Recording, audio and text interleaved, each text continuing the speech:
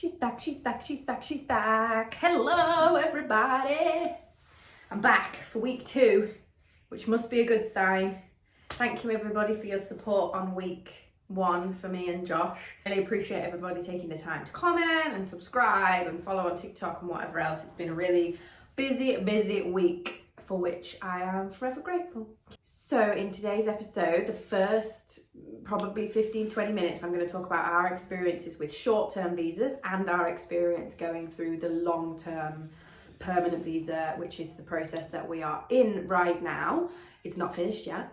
And then the second half of this video, I'm going to interview an immigration attorney to get some more generalized information on different options for visas, whether they're short-term, long-term, the thresholds and eligibility for those visa types, and how to, get the process started if this is something that you are looking at or going through at the moment.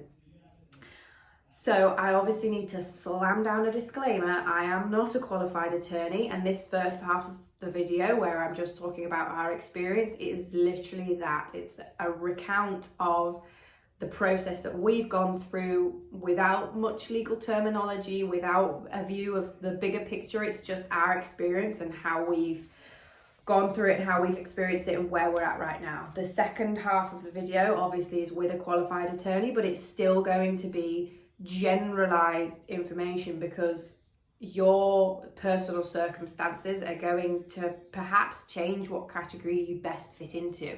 So my advice now is going to be, and my advice still at the end of this video, seek attorney advice. Just go and have that consultation. See if you can find an attorney that gives a free consultation. A lot will do like a free half hour to kind of run through the options and see if it's even possible for you.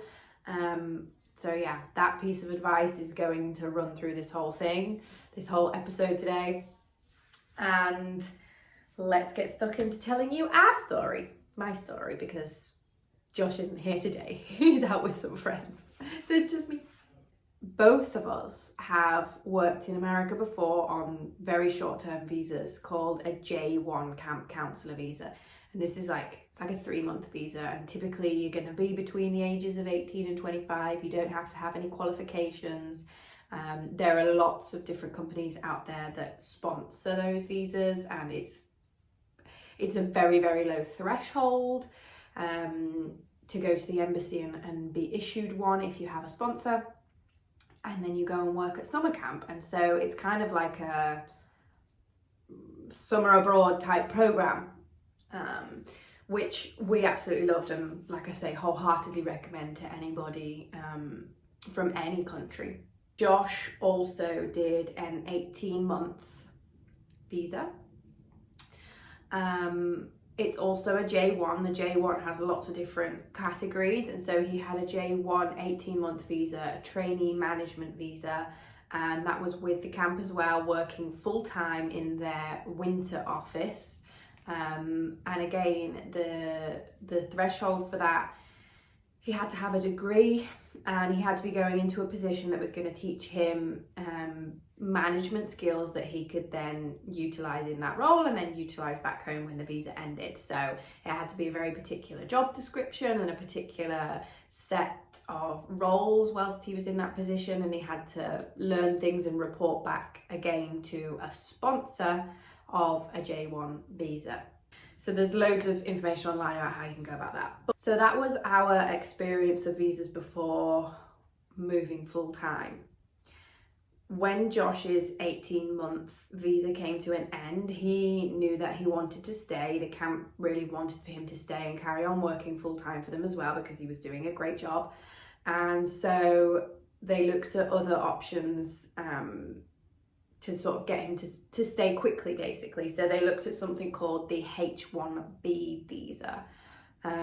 Again, I believe you have to have a degree to apply for that visa, and it's a lottery system. So there's a certain quota every year, which is really low in comparison to the amount of people that apply for them. And it's a lottery. It's complete potluck jackpot.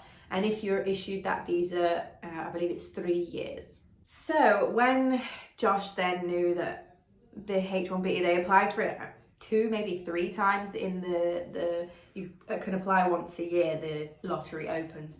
They applied for it as often as they could, and obviously, I mean, the chances are really slim. So he knew at the end of the 18 months that he had to go home. So off home he went, and then it was the following summer that we met and had this shared goal, and the camp still had the goal of getting him to work full time for the camp, because he offers such a lot and he has such a unique set of skills, having had a long period of experience in the industry. So camp then sought the advice of an attorney. They made the first move because with our green card process, and the word green card is thrown around a lot because there are lots of different types of green card. They all offer the same benefits, but they're all sort of different categories and different routes to get to green card. So our type of green card is an employment-based green card. It's EB3, I think, is the shorthand for it. And it is based upon an employer, an American employer, sponsoring an international person, essentially. I don't know if sponsoring is really the right term in this scenario, but basically the employer has to make the first move. The employer has to jump through all the hoops. The employer is the client of the attorney. They have to go through the process, and we just kind of get subbed in at the end as Josh, as the person that fits the employer's vacancy. So how did that look like for us? Camp had the initial consultation with an attorney that they chose, and the attorney advised, okay, if this guy that you're trying to hire has experience that cannot be met by an American citizen, and we can prove that because that's part of the process, then they have a shot. Josh has a shot of getting a green card, and any type of green card, your spouse automatically gets rights, and your blood children automatically get rights at the same time. So we will each have a green card. I'll have one, Josh will have one, and Rory will have one. And all of those come with work permits, all of those come with travel permits, and all of those come with a 10-year lifespan that can then be renewed, from what I understand, a fairly simple process. But after you've been a resident in America on a green card for 5 years, you can apply for citizenship, and then obviously you have dual citizenship, you'll get an American passport, you come and go as you please. I'll talk a little bit more at the end about like the terms of the green card, what we can and can't do. It's fairly free, but there's a couple of things worth mentioning. So the attorney was happy, having reviewed the position that camp were trying to fill and the skill set that Josh had accrued over the years that he'd been working in the industry, that it was worth a shot. So the first stage of the process is for camp, or the employer, to advertise that position. If they get applications, go through the screening process, go through the interview process, and jump through all of these hurdles to prove to the Department of Labor that there isn't an American person that they can hire, that they need this international person. That process took probably the best part of a year. And just for perspective, it's 2024 now. We started this process, I think, around 2019, and it's still not finished. I do think COVID plays a lot into that. Most of the guidance that you read online says that this process takes about 2.5 years on average. It's definitely a bit longer than that for us, and we're still not across the finish line. But yeah, that initial process, it's quite rigorous on paperwork. They had to put advertisements in specific places, and actually, fortunately, they had 0 applications for this job. So we were quietly confident that when we submitted all of that evidence, we've done everything that you asked, we've ticked all of these boxes on your submission checklist, Department of Labor, and we've not even had an application. We've not even been able to interview anybody. Nobody wants this job, or nobody can fill this job. So that was submitted, and then you wait. And as I say, I think this took the best part of a year to then receive, it's called a labour certification. So that's the Department of Labour saying, okay, employer X, you have a certificate to go and hire an international to fill this position because you've proven that it can't be met by an American. So that's when kind of Josh and our family come into the process for the first time, and the employer is still the client. There's still a lot of paperwork for them to submit because the Department of Labour also want to see things like their tax returns, make sure that they can afford to hire this person for a period of time, blah blah blah. So we go through the second stage, giving lots more information and different bits of paperwork that honestly I can't remember the details of, because this is heading on 3 or 4 years ago now since we did this. And then you wait again. I believe at this point there was an opportunity to speed things up, but because of our family situation, I was probably pregnant by this time. We didn't really want to speed things up because we knew we were going to be giving birth in the UK and at least recovering from birth in the UK. So we weren't in any rush at this particular moment. And it was fine that it was going to take probably another year to do the second stage. And at the end of the second stage, I believe that's when we were issued with something that's called a priority date. And that is like a processing date. We got that priority date, and that, we actually didn't know this at the time because we weren't very well advised, unfortunately. But that date it holds a lot of power, I suppose. And there's only so many that can be issued every year. And so every month, the American government puts out a notice that says, okay, we're processing EB3s or EB2s or EB1s that were submitted on or before this date. And so you're checking these monthly updates, or your attorney is checking these monthly updates, waiting for the moment that your date falls on or before their monthly announcement. And these dates are different depending on a lot of factors, depending on the class. If you're an EB1 or an EB2, your date's gonna get called a lot sooner than an EB3, which is kind of an everybody. There's more applications and therefore more competition for the quota of visas. Also, the country that you have citizenship affects the date a lot. Being in Britain, it's not usually too much of a wait, which is why they quote that kind of 2.5 year time frame end to end. But if you're from countries in Asia or further afield, shall we say, I've kind of been told through the grapevine that you can be waiting 10 years more for your date to be called, and you can't do anything in that time. You're stuck in no man's land. You're not likely to be able to get a different short-term visa or anything like that, because the government, the border force, are aware that you're trying to move permanently, so they're not going to let you in because they don't think you're going to leave again. So in this limbo period, we're not able to do anything. We're just waiting. And at this point, we also had a decision to make, because there are 2 different routes of finishing the third step, which ends up in the green card. You can do that third step from home. When your date is called, you can go to your US consulate, your US embassy in your home country and go through the processing there. Or you can do it from within America. This bit gets a little bit complicated, honestly, and it definitely wasn't explained to us fully at the time.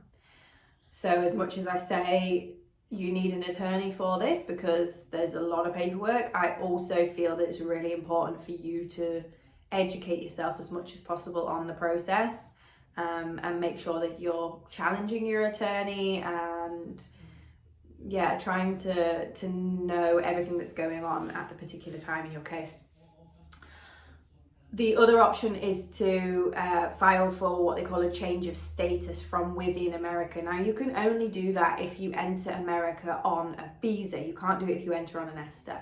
So it got really messy around this time for us. we were told that because of COVID, the backlog in processing times in the UK was like 3 years.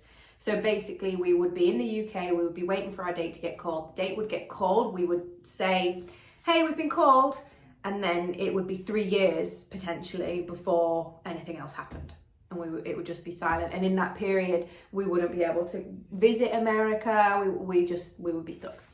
So for us, that was really terrible. The processing time from within America was more like a year, which was what it was in the UK too before COVID. So we said, okay, let's move. Let's get a short-term visa, move into the country, and then our date's called, we file for the change of status. And that's what we did. We came into the country on a short-term visa, a tourist visa, but a short-term visa. And our date was called, I think, the 1st of October last year. And we filed for our change of status. So at that point, we are allowed to legally reside here for as long as the process takes. Even if our visa that we entered the country on expires, we're still completely legally here, able to reside here. But we cannot and are not working. We're not working. And we also cannot leave the country. So if you leave the country, it invalidates everything, you have to start again. So we are prisoners of America right now in many different ways. If God forbid anything happened with our family in this limbo period, we wouldn't be able to get home. So we've given a stern warning to everybody: don't get married, don't have babies, and don't die. Thank you. Whilst we're over here waiting. And I've mentioned this in my content a couple of times. We're not working, we own a couple of businesses, and obviously Josh's sponsorship is from camp, to work for camp. I'm not doing any of that at the moment, unfortunately. Before we moved to America, we took out some dividends and some cash from the businesses from previous years. We also had some savings that we managed to squirrel away during COVID when we were locked up at home, that sort of thing. So we've got on all of that together, and we have a fund that we are currently living off of whilst we're not able to work. So all of my content, I am getting approached by brands to promote things, whatever, and I'm not monetizing. It's funny actually, I started this as a hobby to keep me occupied because before this, I had a big hand in running our businesses, and obviously I'm not allowed to do that now. I'm not allowed to take a salary or anything like that. So I'm bored. I'm used to working long hours, sometimes multiple jobs. I guess I kind of have an American work ethic. I know you guys will work to the bone. So yeah, I was really bored, and so I thought, I'm gonna, kill time. I'm gonna make a little video diary about our move. I'm gonna do some like funny commentary on things that are different, things that we weren't expecting, and one day I'll be able to show it to Rory, who is probably gonna grow up very American, and I can be like, hey, actually this was really weird for your mum and dad when we moved, but it's totally normal to you. I set up a new account. I didn't even have TikTok, by the way. Didn't even have that. I was an Instagram scroller. Never really had any followers. It was just family and friends. I was more of a consumer than a poster. But yeah, I downloaded TikTok. I was like, I'm just gonna make a little video diary, and now here I am, like 6 weeks or 7 weeks, maybe 8 weeks later. Yeah, this was the beginning of November, I think. So yeah, like 8 to 10 weeks later with, followers. And it's really weird.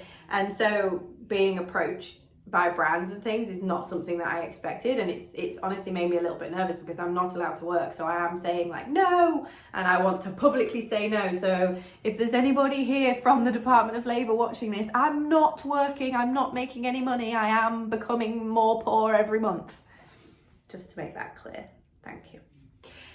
So my little hobby has led me to this point, and that's where we're at right now. As I said, that was submitted on the 1st of October. There is no solid timeline. We have like an online account that we can check progress, but it basically at every stage you log in and it says pending, and then you log in one day and it says approved.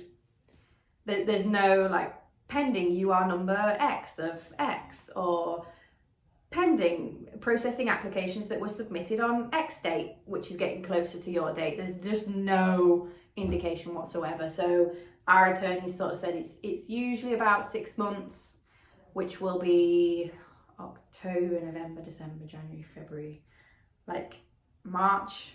So not that long away now, fingers crossed. And we've also been told that often your work permit and your travel permit might come through separately sooner than the green card. We've also been told that at this point it's like 99.9% certain, but they do call some people for interviews. It's random selection again. So we might have to go to an embassy local to us and go to an interview, and I'm like, what are they going to ask? I'm so scared I'm going to mess up. Because yeah, quite honestly, sitting here right now, there is a small chance that we get rejected and we have to go home, and you will see lots of tears and it will be terrible, and we will go back to the drawing board, because our plan is, obviously, we're here in a few months' time, hopefully we can breathe, and we have that 10 years, but our plan is that even if we hate it, even if once we've been here for a few months we're like, this is terrible, I hate it, we're still going to stick it out for the 5-year mark, because at 5 years we can apply for citizenship, and then that gives us the freedom forever. If we decide we want to retire in the sunshine, whatever it might be, it gives us that freedom. So that's what we're committed to. And the terms of the green card, we have that for 10 years without having to worry, and we just have to be in the country to keep it valid. We have to be in the country for 6 months of any 12 to keep it valid. So that can be 6 months on, 6 months off. It can be 2 weeks here and there, as long as it accumulates to 6 months within the country, then we're good. And the other reason that we went down this route is because we're not tied to the employer. So Josh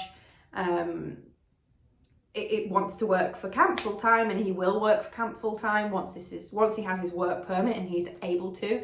He will be going into the camp office, which is not far from us, and that was the thing that I didn't mention last week. Why Florida?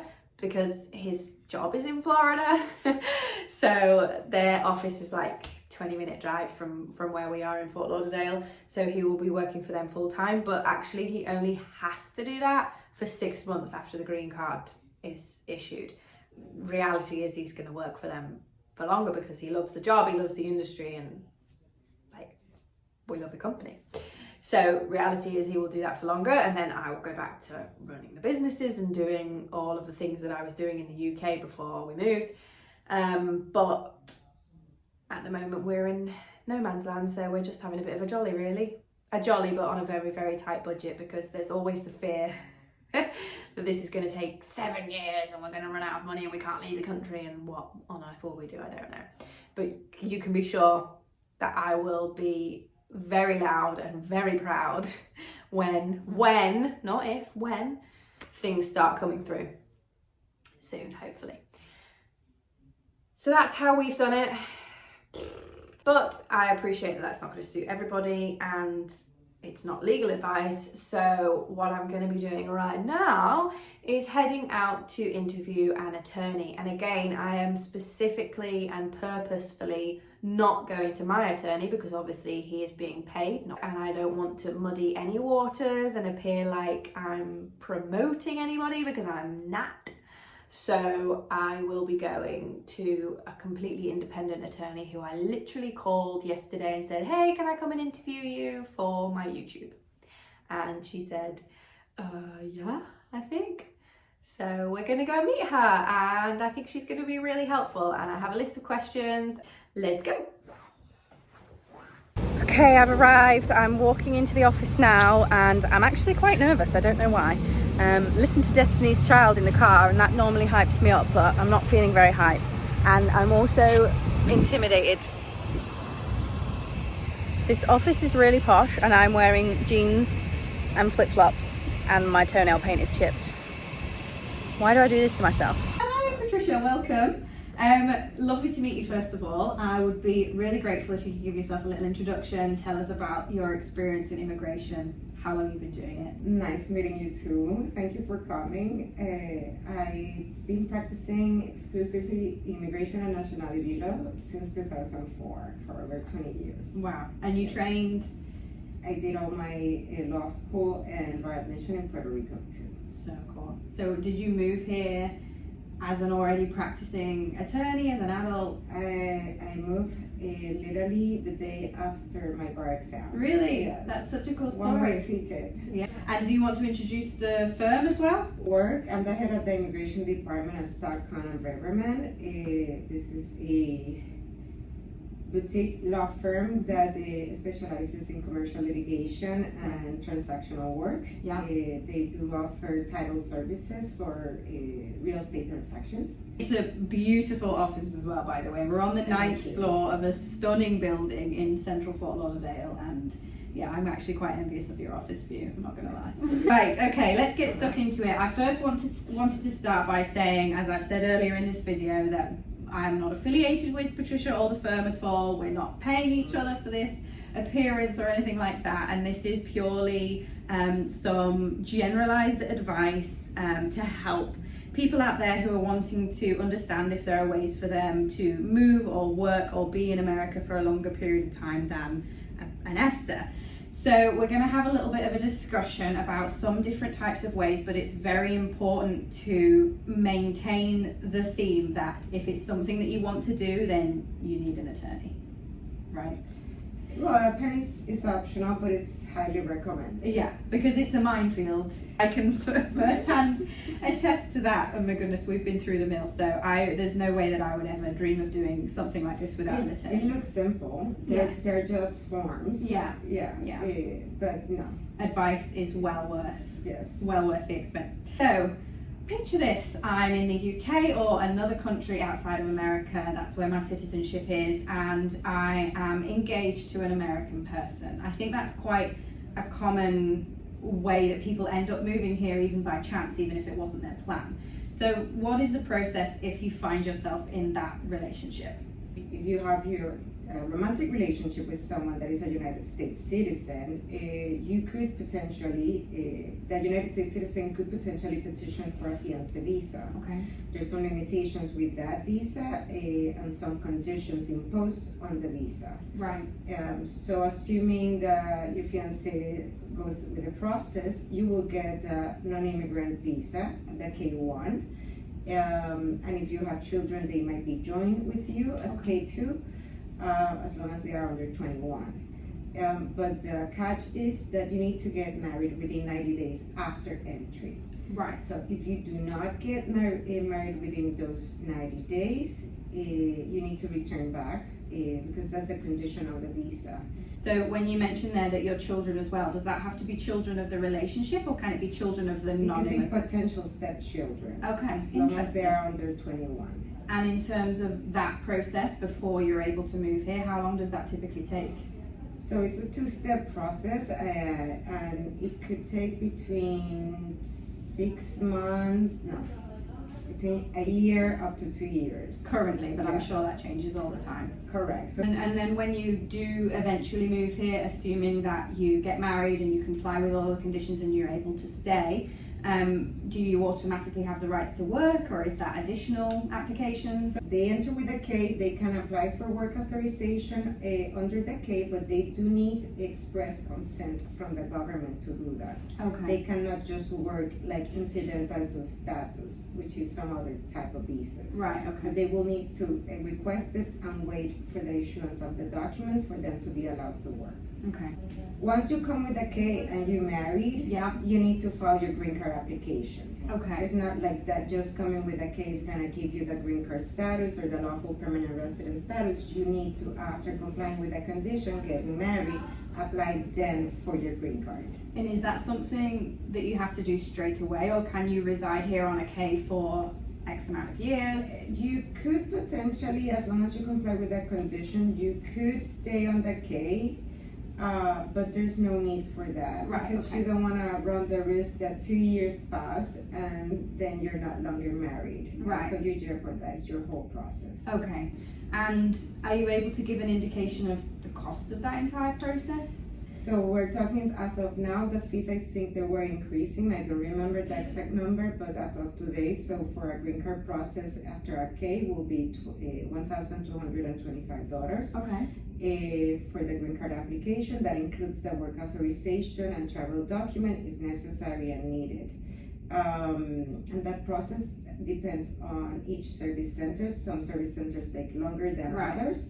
So it could range from 6 months to almost 18 months for that application to be processed. But meanwhile, you're able to get a work authorization while that application is pending. Okay. And what are then the differences between that and if you're already married to an American citizen but living in another country? So not the engaged route, but the marriage route. Is it much different? No, it's gonna be more or less the same, because again, it's a two-step process. Okay. One that is done here in the US by the US citizen, or an LPR in the case if you are married, and just the consular processing, the same as the fiancé visa, except that if you're married already and you wanna reunite, then after the 1 year or 2 of processing or completing the 2 steps, the foreign national is gonna come already with a immigrant visa / green card. Okay. So once he comes, he doesn't need to do anything else unless the marriage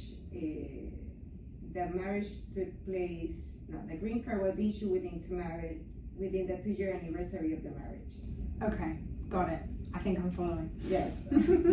As we said, even if I think we have this conception in other countries in the world that you can just marry an American or whatever country, not just America, you can just marry someone that's a citizen there and just go and live happily ever after. But it's actually, there's a lot more paperwork to it than that. Correct. There's a lot of through marriage, because it's people tend to abuse the system in that way. They're gonna require a lot of evidence to show that you in fact are residing together, right? Intend to establish a life together, yeah, and everything that goes with that. Okay. So they tend to they even have a fraud unit to investigate those. If you move to America on the K, you apply for the green card, your green card is approved, because I'm assuming your marriage is going to survive at least 18 months or that period of time, right? But then a few years down the line, you get divorced. What happens then? Just if you got your green card, then that's it. You're a green card holder, you can move on with your life. And if you have children of the marriage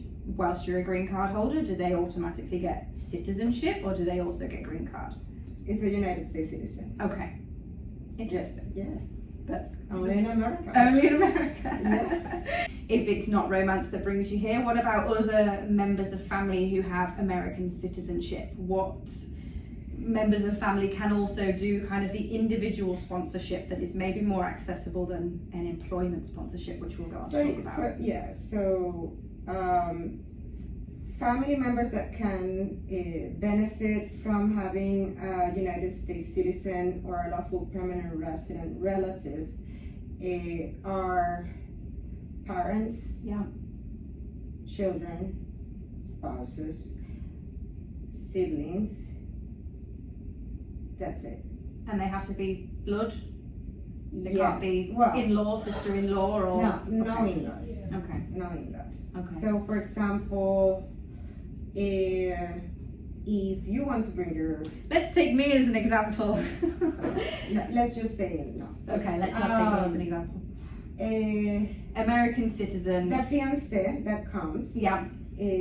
Does the paperwork, becomes a lawful permanent resident. Yeah. Now she wants to bring her mother. Okay. But she's not a United States citizen. She's only a lawful permanent resident. Yeah.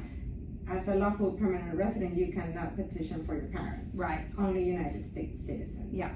So in order for her to accomplish that, she eventually needs to meet the eligibility requirements for naturalization, which normally 5 years. Yeah. Or 3 if she's still married to her USC husband. Oh, okay, that's interesting. And once she's naturalized, then she can petition for her parents. Okay. And is that a longer process than petitioning for a spouse? Is that a really long wait time? Yeah. Well, yes and no. So the processing time of that I-130 or family petition from U.S. citizen child to parents needs to be 21 or older. It's immediate. It's not a preference category. Oh, okay. So that delay will be just in processing the That's visa interesting. application or the green card application. And I'm imagining it's the same for children, but is it the same for siblings? No, for siblings it's gonna take forever. So it's a United States citizen only can petition for their siblings, Yeah. not lawful permanent residents. Yeah. And that could take years. We're Right. talking over 12. If you are not connected either romantically or by blood relative to this country, what other options might you have as a regular working person in another country to move here? So generally speaking, people who with advanced degrees or bachelor's degree or their foreign equivalent, Yeah. because they're not necessarily the same Called the same system, thing. Yeah. they benefit the most of our immigration laws, and more so the ones that are in the sciences or STEM, Okay. even people in the medical field or the healthcare professionals. Okay. Because America needs those Because professionals. there's lack, yes, so Right. there's lack of those people in those professions to meet the demands of the population. So they some of them could they don't need to do the perm or the labor certification, Okay. because it's automatically implied that they're not taking job for anybody. There's plenty of job openings and nobody can fill them because they're not qualified, Okay. so to speak. So if you're going about it that way, you don't necessarily need an employer to start the You do need process. the employer, Okay. but you don't need to go through the Department of Labor to show To prove that there's a vacancy. Got it. Correct. Okay. Okay. So that's for sciences. There's nurses, doctors, yeah. And some people in some STEM sciences. Okay. Yeah. Interesting. And if you are not fitting into one of those categories, let's refine even further. So, okay, you could be of extraordinary ability that is even more rare, but you never know. Yeah. You're a singer so you can feed a person a YouTube channel that has a lot of following, and Oh wow. maybe from there has evolved to something else, and now it's being recognized within whatever that they're doing in that YouTube thing. I'm not too versed on these matters, but they can potentially Something be unusual. considered of exceptional ability in their field and have been recognized by others as such. Okay. They have published a book, movies. It could be of national or international importance, the work they do or that they will be doing. So I'm just talking maybe mixing two type of visas here, but that's Yeah. in general, it's out there. So generally speaking, if you're wanting to do this without a sponsor or a spouse or a relative, you have to have a particular skill. Correct. Okay. It's exceptional abilities or extraordinary abilities. It's one of the two. And then for the general population, the ones that hate school, that they're more like practical and they're great too, there's that, but then it becomes harder to show the Department of Labor, because the Department of Labor that there are no U.S. workers for that position, because now we're talking about anybody can do that job. Yeah. So it's harder for the employer to show that. And if the employer needs to show that there are not Americans willing and able to take that position, and if they have to go through a rigorous recruitment process and document everything, and if there's an American willing and able to take the position, then that process ends and your ability to immigrate under that sponsorship ends. Yeah. So you lost your log. Yeah, so this is the process that Josh and I went through. Well, Josh, really, he's the one with the degree and the skill that I am lacking. So we went through that process, and we were very fortunate, obviously, that we had a good relationship with an American employer. But I guess for a lot of people that are in that category, it's a very much employer first, employer driven route to get here. So that's the connection that's often hard to find. The answer to this is probably no, but asking inquisitively, is there a resource where you can look for such employers, or is it just more luck, really? It's luck. I always say that just, internet is wonderful. Yeah. Ask It Google. Just, correct. It's just looking for jobs. And reaching out to recruiters. Maybe some employers might directly say, we're not hiring for nationals. I'm not going to get involved in that process. I am not interested, and that's okay. So, but some other employers are willing to pay that money to bring foreign nationals because they are having such hard time finding hiring the suitable candidates. Correct. So you mentioned cost there. I'm assuming this is a lot more expensive than the spousal route. It all depends, but generally speaking, yes. The answer is yes. But the fees for the fees for that kind of process, employment base, is generally absorbed by the employer. Okay. And again, timelines for these options. Is this a longer process, generally speaking? Yes. Again, nothing is black and white. No. There are many gray areas and there are many exceptions, but generally, like if you're in EB1 category, which is employment-based first preference, there's no waiting time. It's generally current. You can file right away, simultaneously. The employer petition, sponsor or self-petition, plus the green card application if you're here, or the consular processing eventually. That could take a year at the very minimum. Then if you go to EB2, depending on the visa bulletin, I think we saw it and they were processing 2021. 2021, I think, so. Or no, 2021 was for EB3. Yeah, so then maybe EB2 might be a little bit further ahead. 2022, we're in 2024, so we're looking at a year and a half just to get the visa available. Just waiting for a quota. To be able to apply for the green card or start consular processing. So we're looking at 3-4 years for EB2. Yeah. And the same 3-4 years, maybe 5 for EB3. Right. Etc. So that's the kind of employer-based options. There's probably a couple of other ways that, again, we commonly hear about, and whether it's myth or folklore, I don't know, but people that are buying their way into this country. So you're entrepreneurs. Is there a way that if you're self-employed or you have your own business that you want to start in America, is there a way to do that? Yes, they're investor visas. Okay. And generally they are, the investor needs to be from a treaty country. You can Google treaty countries through the Department of State, I believe. And there's a list of all the countries that are made treaties with the U.S. that they will benefit from a special program. So the investor visa program or the treaty trader. So they could come to the U.S. and work indefinitely as long as the business is ongoing. Okay. So for the UK nationals, they are eligible to do that. They need to show that they're investing and the investment is substantial. Okay. I know the answer to this, but is there a figure on substantial, or is it? It's relative. It's gonna be relative to the geographical area, to the locality, to municipality. Like right now in Fort Lauderdale, so we're looking at a substantial, maybe in a gas station in the middle of downtown, maybe $500,000 will be substantial. But the same gas station in Immokalee, it's gonna be 25. Okay. So Immokalee is farmland, like. Remote. So it all depends, and there's business evaluations that are done. Everything is documented, audited perhaps. The person have to provide a business plan with a projection of into 5 years.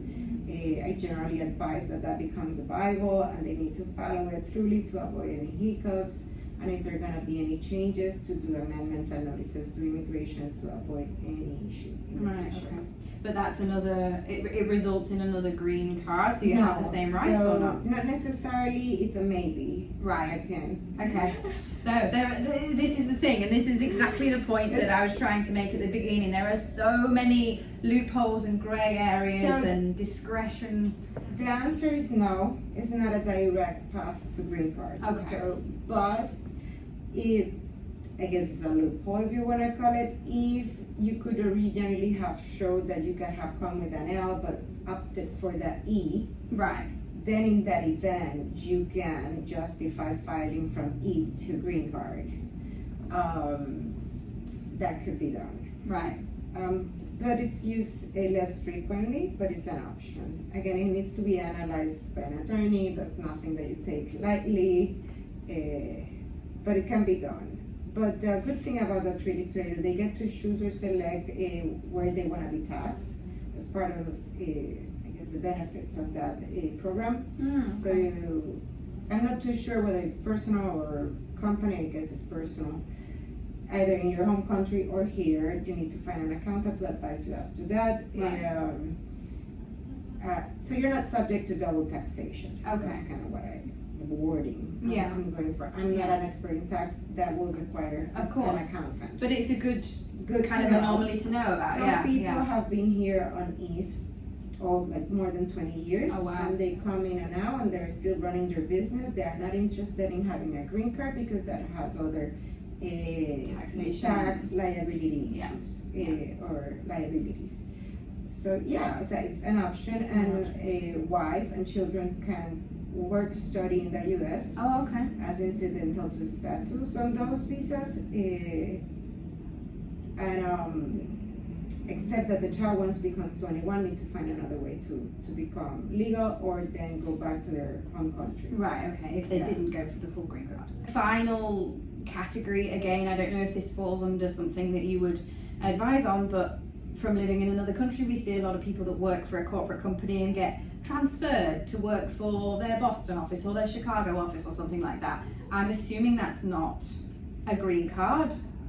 How does that work? That might be a more feasible path to find a job with a corporate company that has American offices and then I guess that brings us to the L visa, which is not subject to a cap.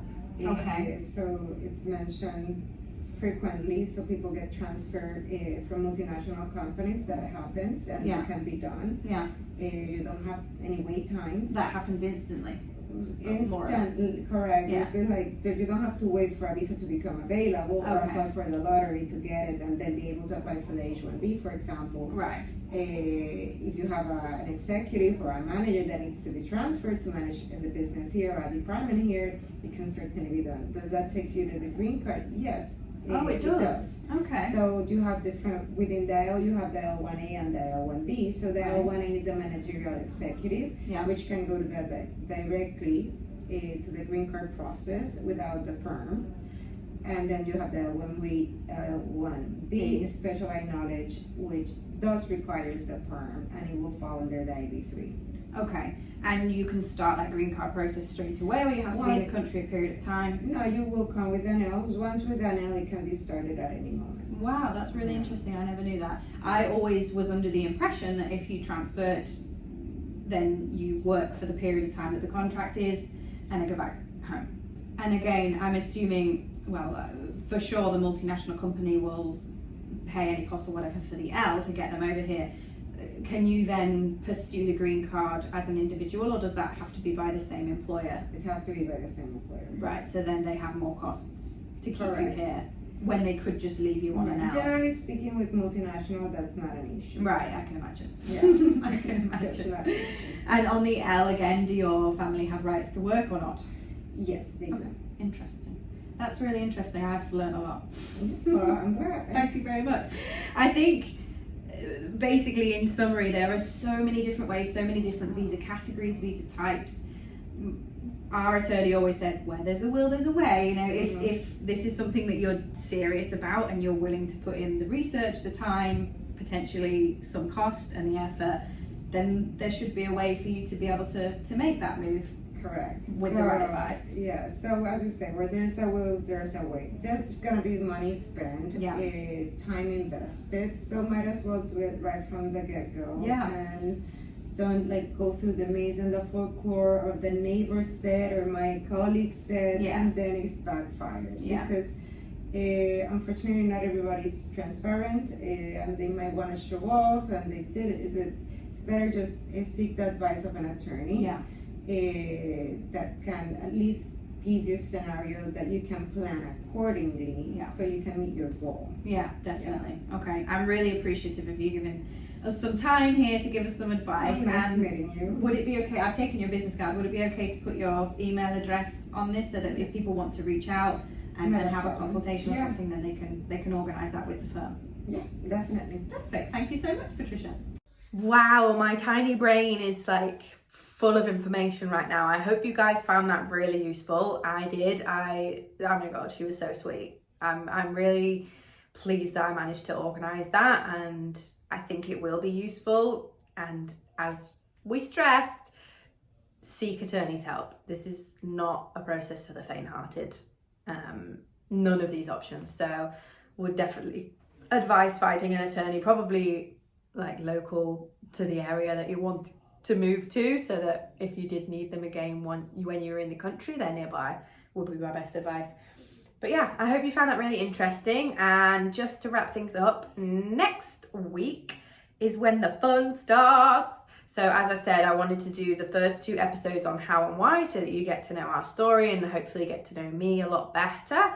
And then from here on in, it's going to be a weekly episode every Wednesday, midday Eastern time, traveling around, seeing different things, experiencing different things, food, culture, locations, climates, I don't know, people.